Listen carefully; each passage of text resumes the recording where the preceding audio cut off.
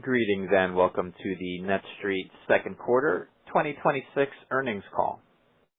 At this time, all participants are in a listen-only mode. A question and answer session will follow the formal presentation. If anyone should require operator assistance during the conference, press star 0 on your telephone keypad. As a reminder, this conference is being recorded.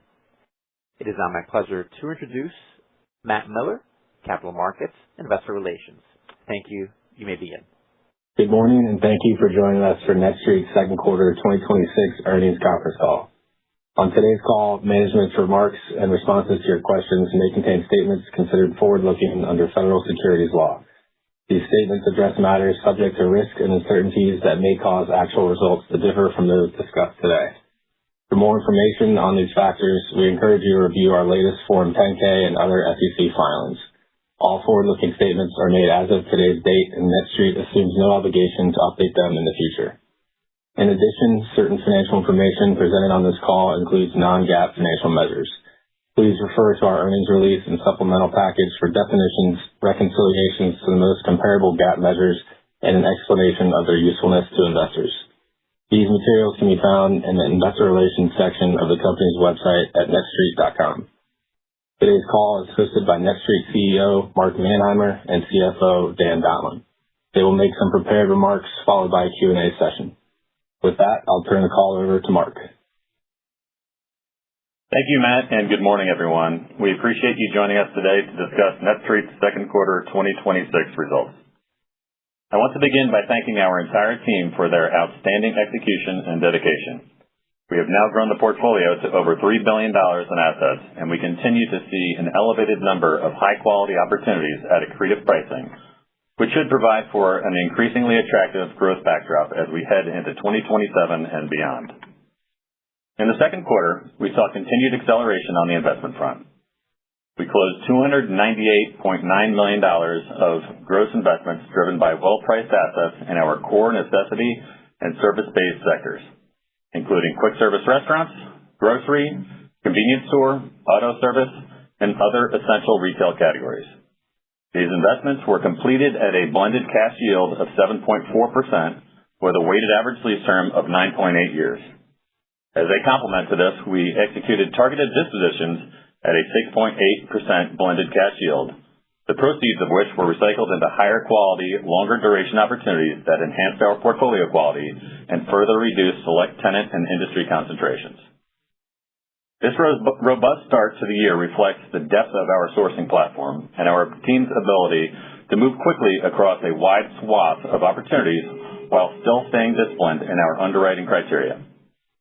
With that in mind, we have seen an uptick in portfolio transactions in recent months, which historically have priced away from us given the large premiums these deals typically command. That said, we were successful in a couple of instances this quarter, which has fortuitously carried over into the third quarter. As a result, we have gained additional exposure without sacrificing our investment spreads to various high-quality tenants like Chick-fil-A, Sprouts, and Quick Trip that usually price too aggressively for us in the one-off market. Also of note this quarter was the UPREIT acquisition of 20 Speedway properties that we previously invested in via a first mortgage in early 2023. This was a great example of our creative structuring within our debt program, providing a path to direct fee ownership at cap rates that are significantly above market. More specifically, we acquired the Speedway assets at a 6.75% initial cash yield, which we see as a strong risk-adjusted yield given the long-term leases, the investment-grade credit support, high unit-level rent coverage, and the low basis in these assets. Turning to the portfolio, we ended the quarter with 859 investments leased to 156 tenants across 28 industries in 46 states. Our weighted average lease term is 10 years, and the percentage of investment-grade and investment-grade profile tenants is 56.5% of ABR. Unit-level rent coverage across the portfolio remains healthy at 3.8 times. As expected, occupancy increased to 100% with the backfill of our lone vacancy, a former Big Lots location, with A-rated TJ Maxx at a more than 20% increase in rent. While vacancies have been extraordinarily rare in our portfolio, we believe this execution highlights the strength of our asset management team and underwriting process. From a balance sheet perspective, we continue to maintain a conservative and flexible capital structure. Following the capital markets activities in the quarter, our leverage remains an industry-leading 3.2 times. With substantial liquidity under our revolving credit facility and the benefit of our previously raised forward equity, we are well positioned to fund accelerated growth without compromising our leverage targets. Turning to guidance, given the aforementioned strength of our balance sheet and continued momentum in our investment pipeline, we are increasing our full year 2026 net investment activity guidance range to $700 to $800 million. We are also increasing the bottom end of our FFO per share guidance to a new range of $1.37 to $1.39.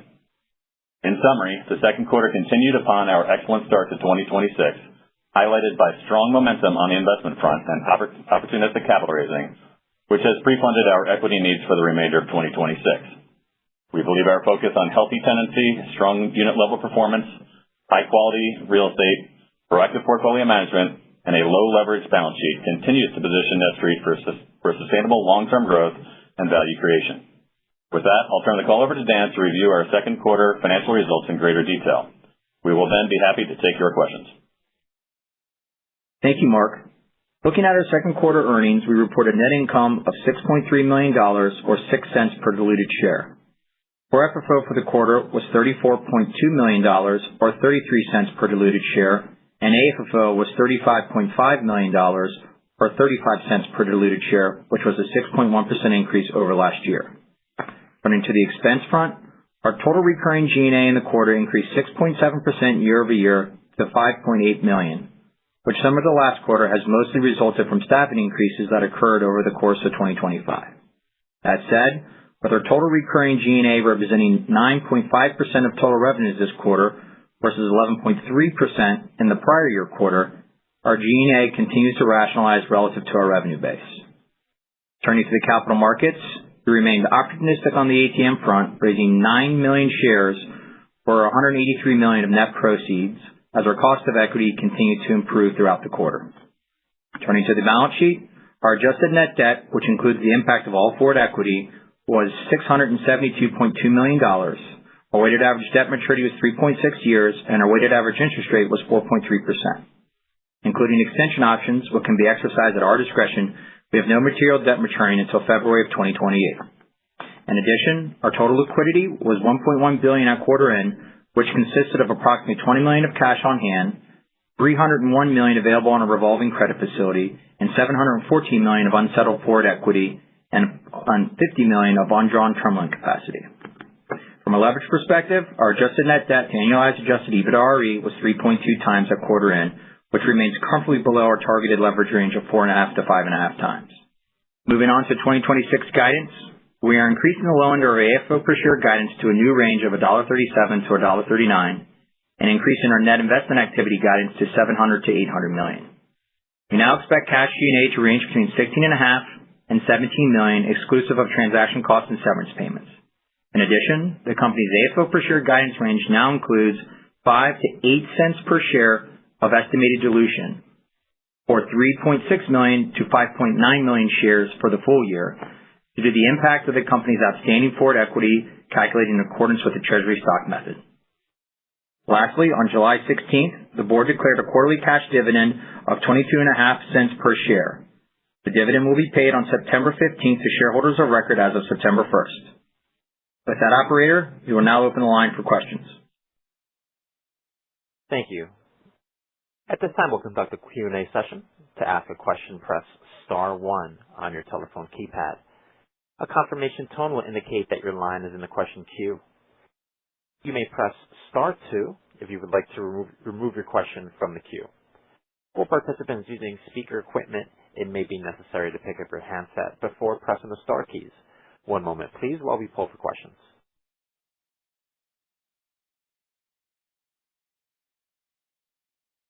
And your first question comes from Haendel St. Juste with Mizuho Securities. Please state your question. Hey guys, good morning. Thanks for taking the question. First one is just on the implied volume for acquisitions into the back half of the year. Seems to suggest a pretty meaningful deceleration. So I guess I'm curious if it's conservatism, the volatility of the macro, maybe something else we're missing.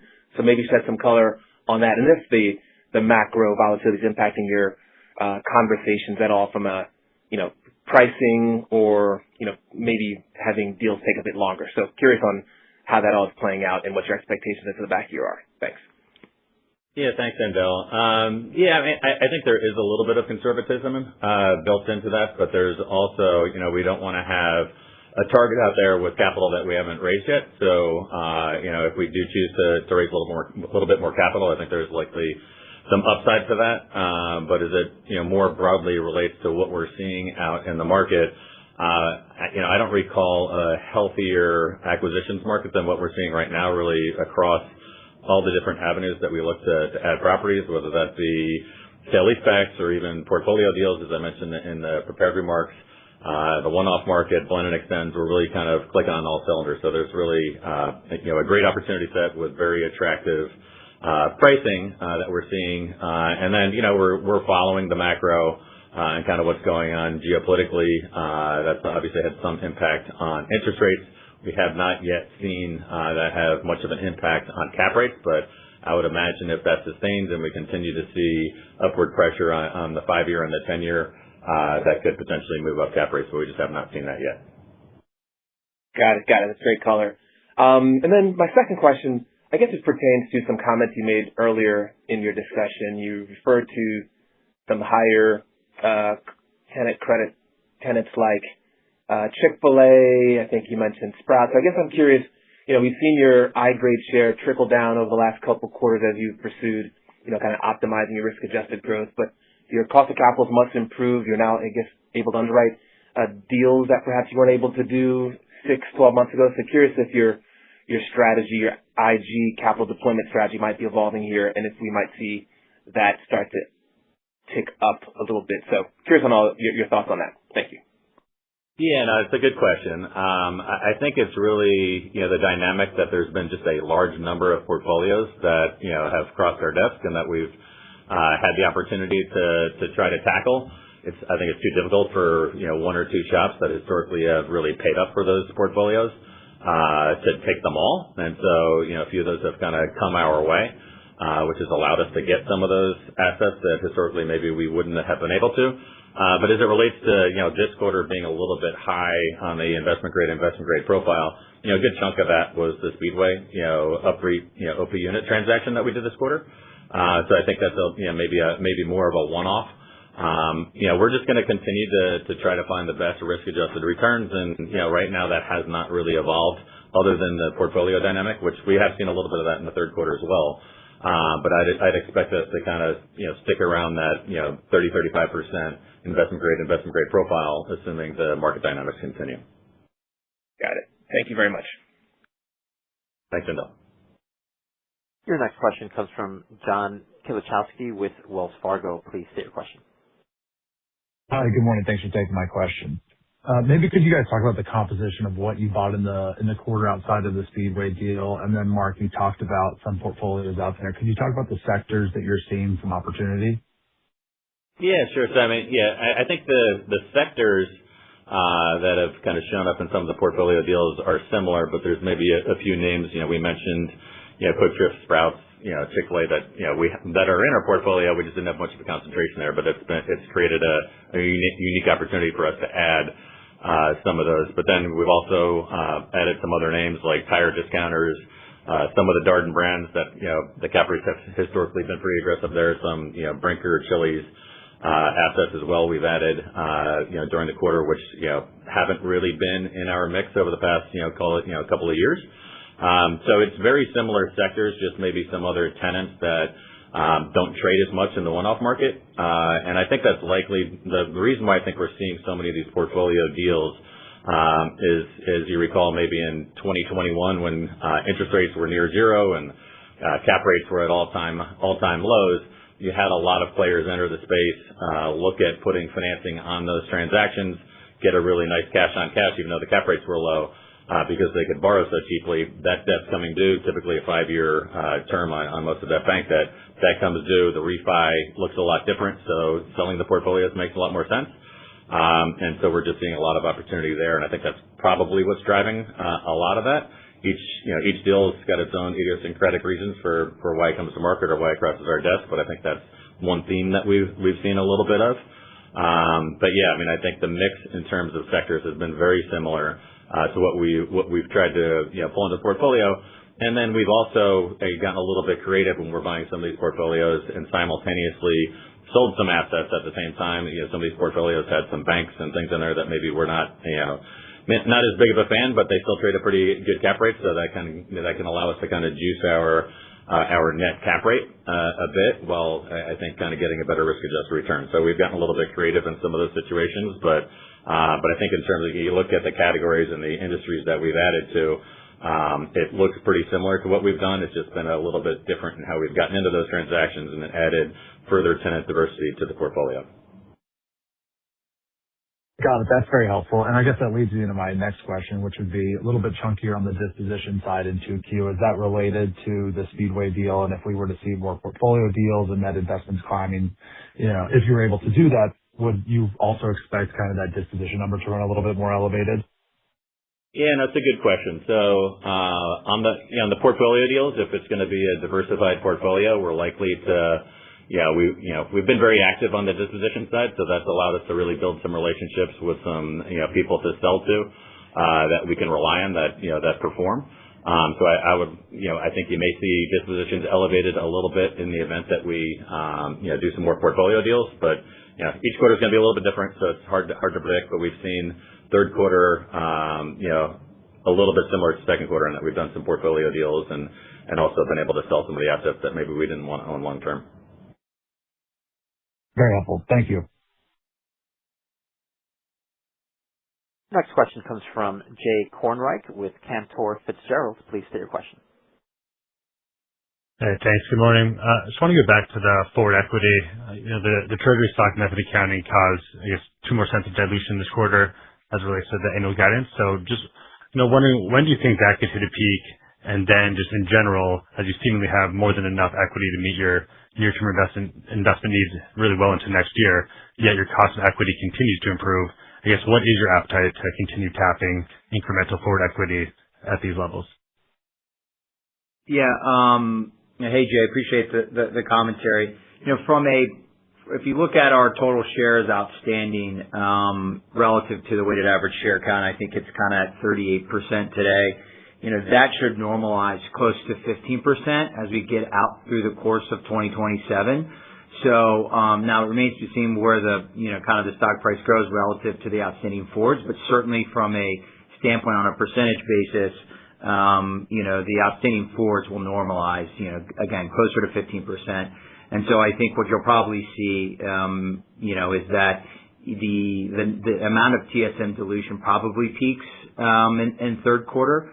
Just kind of depends on where the stock price goes, and then we'll kind of drop off from there, not only nominally but on a percentage basis as well. So I think that answers the first part. I think the second part on kind of equity, you're right. We don't need to do anything if we don't choose, but I think to the degree that the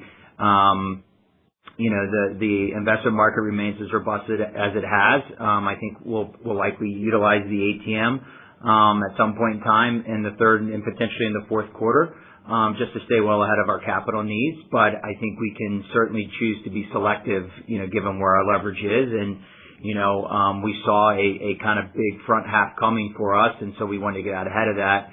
And with the S&P 600 inclusion, we had a ton of liquidity coming to the name, and we wanted to take advantage of that in the back half of June. So, it also kind of accelerated our needs, relative to kind of what we were expecting, when we put out, guidance in April of this year. Appreciate that, Dan. All helpful. And just going off the comment about the inclusion to the S&P 600 recently, which should bring liquidity and additional passive investors to the name. I guess, are there any other incremental, corporate goals we should be monitoring for, other either index inclusion, new credit ratings, unsecured bond issuance, or anything else we should just have on the radar? Yeah, as far as index inclusions, nothing comes to mind. Hopefully we stay in the 600 a very long period of time, because that results in quite a hefty ownership amongst passive funds. I think the next there's a lot of corporate goals, but as it pertains to kind of the credit rating, or additional credit ratings. We already have a BBB- from Fitch. We're likely to go out to other agencies sometime, early next year, which would then open us up to the public bond markets, which is something we're very excited about potentially tapping in 2027. So I think that's kind of the intermediate term goal for us. Okay. All right. Thank you so much. Thank you. And your next question comes from Michael Goldsmith with UBS. Please state your question. Good morning. Thanks a lot for taking my question. I guess just with the improved cost of capital, you've talked a little bit about getting into some portfolio deals and getting maybe into a little bit of higher quality tenants than you normally would have. Is that maybe at the expense of does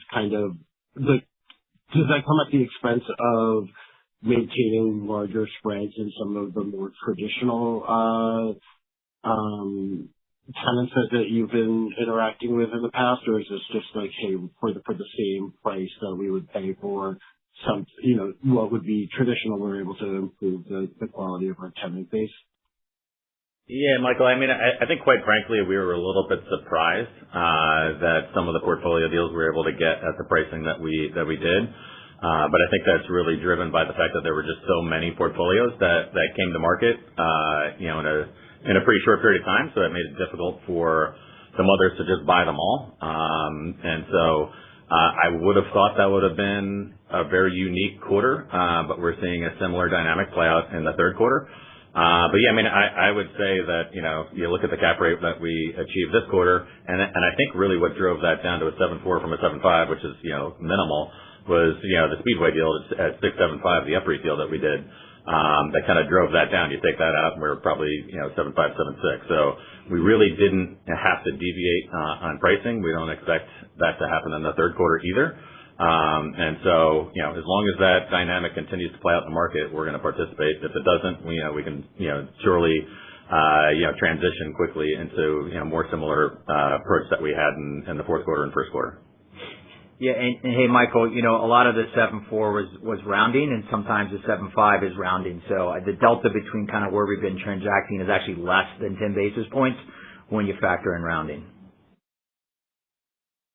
Got it. Thanks for that. And my follow-up is, you continue to move into grocery with Sprouts, and the penetration of that within your portfolio of grocery overall, it remains elevated. Today, Albertsons reported and stock was down quite a bit, with the company noting that core grocery faced increasing pressure from softer industry unit trends and a more cautious consumer. So, clearly not all grocers are equal, but how are you feeling about the grocery within your portfolio, and and any update from the tenants within the grocery category would be helpful. Thanks.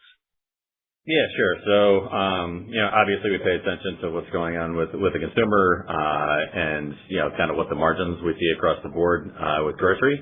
And really what we're seeing is kind of the larger, operators have been able to, kind of push pricing a little bit more and hold up a little bit better. Certainly having a very conservative balance sheet is extremely important in that industry. You don't want to combine any operating leverage with financial leverage. And so, we feel really comfortable with the grocery assets that we have. They generate, very strong sales, which, kind of flows through to the bottom line with very high rent coverage in that sector. And so as long as we feel like we're buying, good assets at or below market rents, with high rent coverage, we like the industry, but, you do have to be careful not to just, partner with any operator, and be careful about which assets that you're buying. But, we feel really strong about the assets that we have in that sector and the rent coverage that we have. Thank you very much. Good luck in the back half. Thanks, Michael. Your next question comes from Smedes Rose with Citi. Please state your question. Thanks. It's Nick Joseph here, Smedes. You had mentioned conservatism in the kind of guide potentially for the back half of the year on acquisitions. How much visibility do you have, now that we're towards the end of July in the pipeline, and where does that pipeline stand today versus where it stood on average over the last year or so? Yeah, sure. We're seeing a very healthy acquisitions market. I think we're sitting in a very similar spot that we were 3 months ago on this call. So no real reason to think that we should expect to see any real slowdown in the third quarter. And that's really, we still have some sourcing to do for the third quarter, but a lot of that is done. We have virtually no visibility into the fourth quarter. Not only deals that we'll be able to access, but then also what the macro is going to look like, and where cap rates are, and we don't want to overextend ourselves, especially if there is the possibility of cap rates going up. We want to have that flexibility. Hi, this is Sneed. I just wanted to follow up on some of the comments you made a little bit earlier around grocery, but just for your tenants that are more or less focused on lower end consumers, are you hearing anything from them just in terms of trends that might give you pause, and maybe think about the way you are underwriting some of those kinds of leases? Yeah, no, it's a good question. I think the K-shaped economy is definitely real. The lower leg of that is certainly under pressure, and so if we're going to have a sector, which we don't, quite frankly, have a lot of exposure to the lower end consumer, fortunately. But I think, what you really need to have there is you need to have a real value proposition. And, whether that be a necessity-based product where they kind of need that to survive and need those products to survive, or there's a real value proposition to that consumer that will drive them to those stores. But we really, make sure that we've got very healthy rent coverages and, corporate credit there with a little bit less risk. And so most of that's going to be with investment grade tenants, locations that we know that they're committed to long term, that are generating very strong cash flows, where we have some cushion, because the lower income consumer is certainly under pressure. Thank you. Appreciate it. Your next question comes from Wes Golladay with Baird. Please state your question. Hey, good morning, guys. Going back to the comments on having success on the portfolio deals, are you seeing a portfolio discount or just, no premium? What are you seeing exactly on the pricing that's changed? And it's kind of funny, Wes. We've seen some portfolios go off that are really well marketed, where there's several rounds of bidding, and I think those are going off at a pretty substantial premium. But the ones that are maybe a little bit smaller, I think if we're achieving the cap rates that we are for the quality of what we're pulling in, I wouldn't go as far as to call it a discount, but I'd say that it's, very similar to, for us kind of doing our onesie twosie kind of small portfolios that we've done in the past. So it's probably pretty close to, no premium, no discount, so maybe at par. But some of the larger ones that we've seen that we bid on and don't get, quite frankly, I think are still going at a premium. Okay, that's all for me. Thank you. Thanks, Wes. Your next question comes from Greg McGinnis with Deutsche Bank. Please state your question. Hey, Greg McGinnis with Scotia. I wanted to go back to your earlier comment on portfolio deals that were coming to market. I'm curious if you have any view on what's driving those deals to market. And I know you mentioned expected moderation that's yet to materialize, but if there's anything that you would expect to see in terms of slowdown there, what would drive that? Yeah, every deal has its own idiosyncratic reason for coming to market, so it's a little bit tough to overly generalize. But certainly we saw in 2021 and even early 2022, a lot of players, kind of coming out of the woodwork, buying, very high quality properties and levering it up with very cheap debt, and that debt's coming due because 5 years have passed. And now they need to say, do I want to refinance this and watch my cash on cash deteriorate, or do I want to turn around and sell these assets because they're still marketable? And in a lot of cases, that people are deciding that the best outcome for them is to sell the portfolio to a larger institution. And, I think that's driving a lot of it. We're seeing more of that in the third quarter. And so, if you kind of just extrapolate when people were being aggressive in 2021 and 2022, that could continue into 2027 if you just kind of add 5 years to when people were buying those portfolios and assembling them.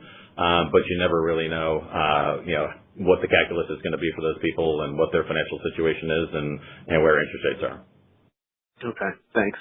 And then last quarter you mentioned the limited pool of sub 1x, 1 times covered assets. Did any of those get resolved in Q2 or any part of the disposition pool? Yes. We did dispose of one of those assets, and then we also had one that we were expecting to start to has ramped out of that bucket, and we may continue to explore the couple that are left. Great, thank you. Thanks, Greg. Your next question comes from Eric Borden with BMO Capital Markets. Please go ahead. Hey, good morning, everyone. Thanks for taking my question. You continue to add grocery, C-stores, QSRs, as you talked about in your earlier remarks. Just given the acquisition opportunities in those categories, how much further are you willing to increase exposure to those categories? And, what kind of concentration level would start to make you uncomfortable from a portfolio construction standpoint? Yeah, no, it's a good question. I mean, we never like to turn down a good deal. And so you kind of never say never. So I never want to kind of totally box myself in. But, we've always had a little bit of a soft ceiling in the, kind of 15+% industry target. The industries that we really like that gets a little bit softer. You get up around 20% and maybe we start looking at disposing some of those, some of the other assets in that category. We don't really want to see it, get up to that level. But, if there's a good transaction and that, we really think it's our best risk-adjusted return, we may, pursue those opportunities, but then look to, dispose of some assets and kind of whittle that down as you've seen us do in the past with, some tenant concentrations. Great. Thank you. And then my next question is just on the impairment you recognized in the quarter, the $4.2 million charge. Could you provide a little bit more detail around that, whether or not it reflects like an isolated asset-specific issue, or is there a broader theme there? Yeah, I mean, that's typically going to be when we're selling a lot of assets. Whether we bought them 3-4 years ago when cap rates were a lot lower and you've seen some cap rate expansion. Just selling some assets that's and what we put them on the books for and what we sell them for. That's gonna, anytime that you're selling a lot, you're gonna have some impairments, but then it was largely offset with gain on sale. So you had a lot of ones where we sold at gains and some at losses. A lot of times there's just kind of you buy a portfolio and it's how you allocate it, or how the accountants want you to allocate it, quite frankly.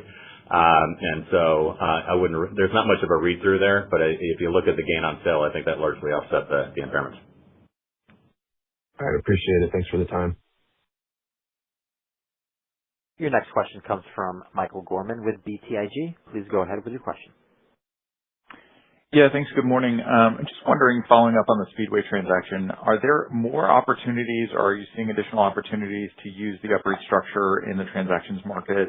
And if so, does that provide any kind of pricing advantage for you here, or are you generally competing with other public buyers for those types of transactions?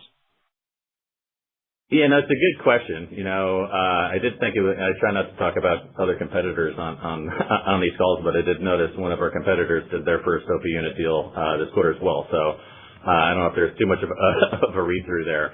But yeah, we love the UPREIT structure. We love doing these types of transactions when we can. And obviously right now our currency is very attractive to them and it's attractive to us. So we used, a stock price of $21 on the UPREIT transaction, which at the time was, slightly higher than where our stock was trading. And so, it's accretive. Fewer fees. It's just a much more efficient way to deploy capital. People really like it because it allows them to avoid taxes, and then they end up being very sticky shareholders. So, certainly love the structure.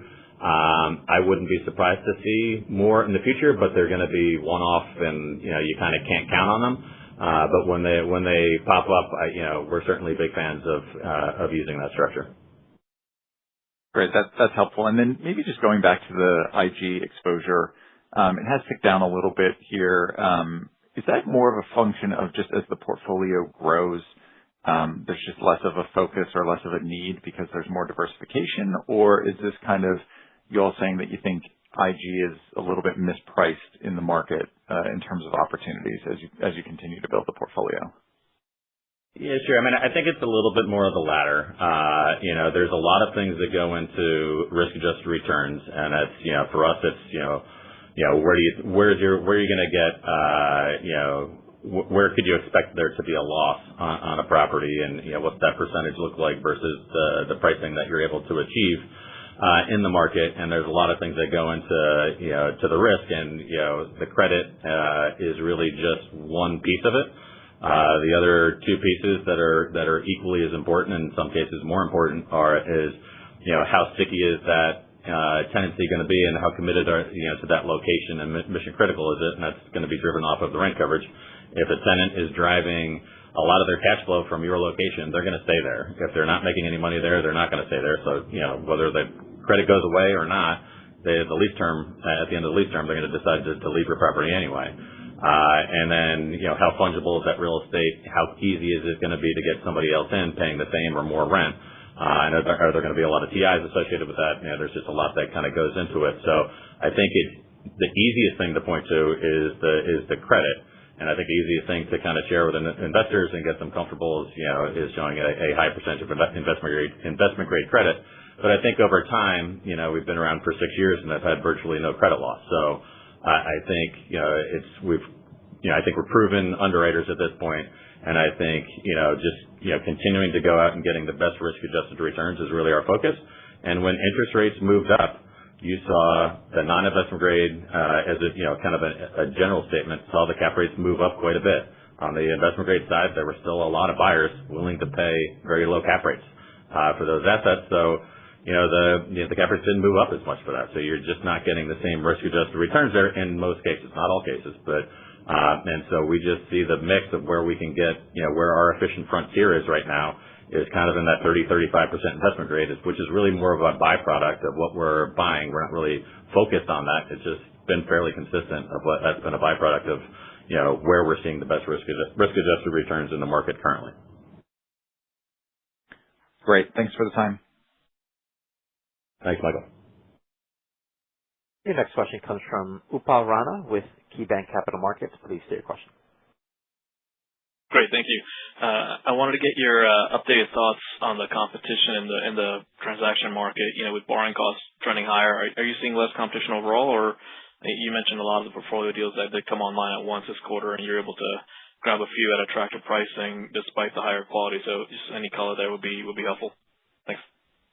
Yeah, sure. So, and we continue to see virtually no competition from, kind of the larger private institutions, which grabbed a lot of the headlines. Our competition continues to be the 1031 market individuals and small family offices. Occasionally the public REITs, but when we're up against the other public REITs, we typically don't win those transactions. So we view our competition is more the 1031 type buyer.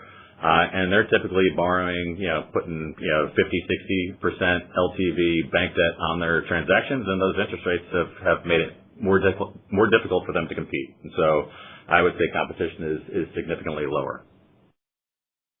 Okay, great. And then, I wanted to get your updated thoughts on the watch list.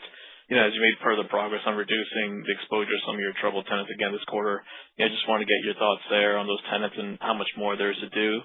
And then maybe what's currently baked into your guidance for credit loss. Yeah, sure. So, we don't really have, troubled tenants. I think we had a few tenants that were out of favor, and I think we've got, those concentrations down significantly. We'll likely chip away a little bit on the margin, here and there at some of those. Our real focus is really on, if you look at the histogram in our presentation, I think it's on page 13, that shows the corporate credit and the unit level coverage of those assets. We really want to kind of keep chopping the tail off of the weaker corporate credits and the weaker unit level coverage. You've seen some pretty strong progress there, and we'll continue to do that. Okay, great. That was helpful. Thank you. There are no further questions at this time, so I'll hand the floor over to Mark Manheimer for closing remarks. Thank you. Well, Well, thanks everyone for joining us today.